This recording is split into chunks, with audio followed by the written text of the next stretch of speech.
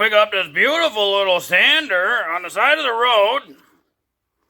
Not too bad a shape, but there's no more pad left. When that pad gets worn down, you peel the sandpaper pad off and you stick a new one on. Yeah, there's really no more of that Velcro hooky style stuff left on this one. So that's probably why someone threw it out. Well, we get her plugged in there and she works. Sounds pretty good. Oh, their part number, just for reference. You know, in case you got similar. Well, Mongo run over to the old Lowe's and pick up one of these kits. It's a Gator 5-inch hook and loop replacement and conversion kit. It'll come with some 100 grit sandpaper, 2 replacement pads, along with 2 of these E6000 adhesives, 1 of these per pad. So you can see on this black side, there's all this is where the hooks are for the actual sanding pads to Velcro stick to. This is the side that will get glued down to the surface of this. We'll use the supplied 100 grit paper. That got really hot in your hand, so be careful. Just keep doing it until it's smooth. This adhesive, so you could stick it to something.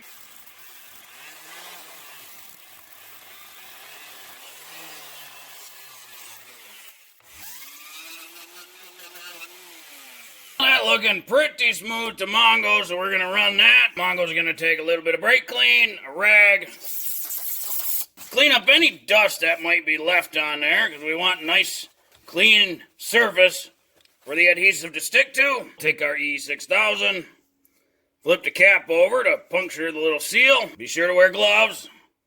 Apply a thin layer.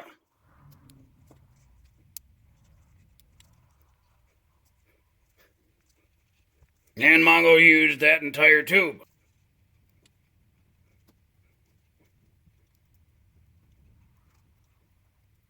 Now we align the holes. That looked pretty good.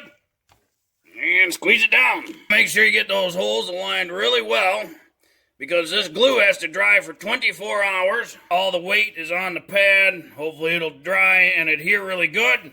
And then we'll check it in 24 hours. Well, 24 hours later, let's check her out. Seemed like the glue held pretty well. Take a nice little pair of scissors. And then just go around the outside edge. And trim the excess material off till it's flush with the little pad.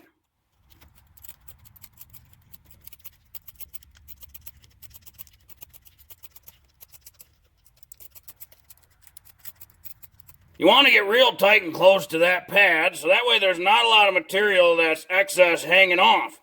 Because any excess material, if it gets caught on something while it's moving, it might rip the pad and tear the glue, and it might go downhill really quick, and you'll have to redo it or remove it. Now that we got that trimmed to size, we'll grab our sanding disc.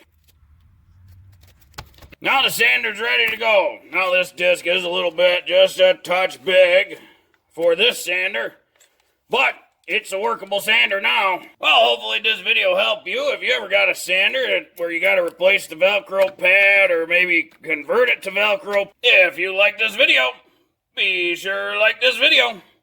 If you like this video and other videos from Mongo Fix, be sure to subscribe.